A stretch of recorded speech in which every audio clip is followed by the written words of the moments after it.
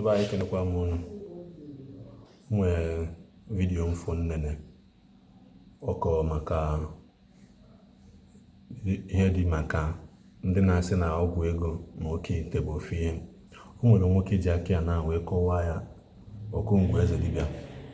O ji aka wee kọwaa ya wee gosi ya ihe dị iche na ọgwụ ego na oke ite. Mana ihe mee na because na ndị mmadụ na-aga eti igwe ọnụ na ya bụ ihe ebutego ọtụtụ ọgba aghara n'ime anyị na ndị Igbo anyị na ụfọdụ ndị kwe ma ndị ekwe akụgbu ha azọgbu mana ọ bụ na o si wee dị mma etiri na vidiyo akwụ n'ofu ebe Okongwu Eze Dibia sị na ma o nwere ihe dị iche ma oke ite ma ọgwụ ego kọwakwa naanị anyị ọfụma wee fụ na o nwere ihe bụ na mmadụ wepụtara oge akọwa anya bụ ihe ọfụma ka o yi esi dị mma ka nghọta onye na onye sikwa na wee dị. Maka Okongwu Eze Dibia wugo onye ya wepụta ọkwa ile eziokwu, ọ na-ekwu eziokwu, ọ na-ekwute ya mma.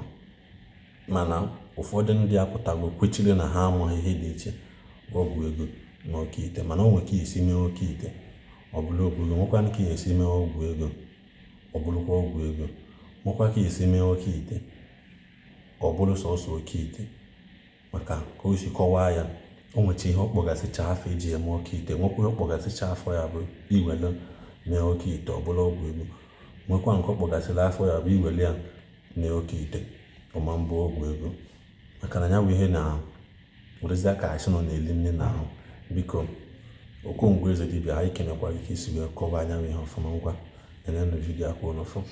O nwere ya nsị ka ukwuu maka ndị na-asị na Nnamdizi sọpọtụ bụ oke ite, sọpọtụ bụ ajọ ọgwụ na oke ite na sọpọtụ ajọ ọgwụ. Wee sị ka m pụta ka m clear ya to everybody. Efe mara maka ya ekwuzina ya. Adama last time m na-eme n'ụwa m abịa sọpọtụ ajọ ife. Ị na-ege ntị?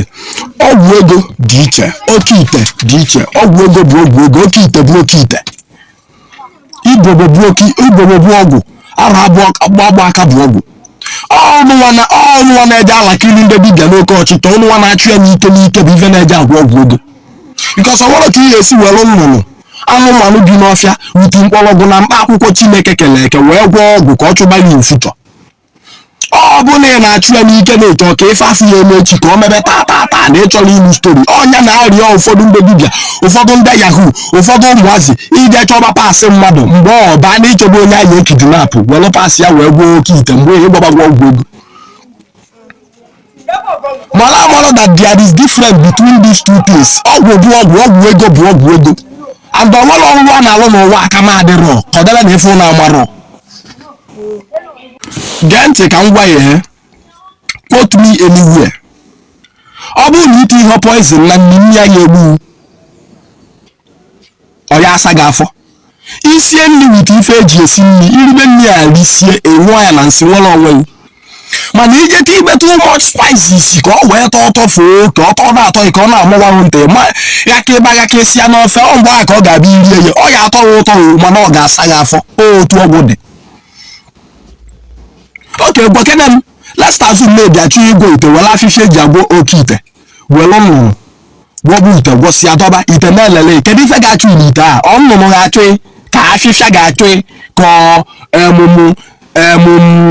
ka ọkụkọ ya achụ ka ọpiji ya gịnị ya achụzi n'ite?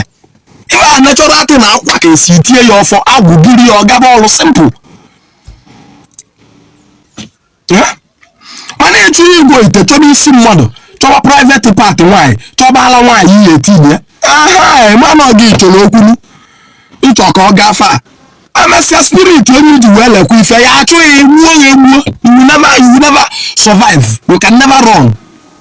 Ihe agbanahụ because iji mmadụ wee lekwa ya. Ọgwụ ebe oke ite ma ọgwụ ọbụla sọ oke ite ọgwụ niile a na-agwọ agwọ ọbụla ijikwala na mmadụ wee lekwa ma ọ surely come back to you. And ama m ụfọdụ na-eme ya ka ọgwụ ka dị ọgwụ wee bido nke taa ka ọ wee lebe nke taa. Ọnya bụ na ọ chụrụ ike na ana n'ike and ada emeri ya emerụ, ada emebi ya emebi. Ọgwụ iji liyo na mkpa akwụkwọ wee gwee ihe ka destroy it gbana nke mmadụ spirit ya asanago na ana pụọ ọrụ ya na-esetụzi ya failing to do so ọ ya wipụrụ na-aga. ndị be anyị unu afụgo na ya nọ unu na-ene gị unu afụgo ka esi wee kọwaa anya ihe maka ọ bụghị mmadụ niile na n'ihe okwu ọ sị na ọ bụghị mmadụ niile mere Oke Ite gwọrọ ọgwụ ego ma ọ bụghị Oke Ite niile emelụ bụ nke bụ ọgwụ ego mana ụfọdụ ndị na-ejezi agwọ ọgwụ ego si na Oke Ite maka na ha ekweghị enwe ndidi ha chọrọ ya nke taa eme ya taa ọbụla taa eme ya echi ọbụla echi ihe niile ọ bụgasị eji eme Oke Ite isoro ụzọ ahụ mee ya ma ndị na-eme ma ndị na-ha eme mana mụ nwa jọsị ka m gbasa anya bụ ozi ka unu ghọtakwasị na Oke Ite ma ọgwụ ego ma ọ nwere ihe dị iche mana ọ nwezi ka ihe esi mee Oke Ite ọlụ ọgwụ ego ngwanụnụ ekelekwa m ọnụ ka ọ dị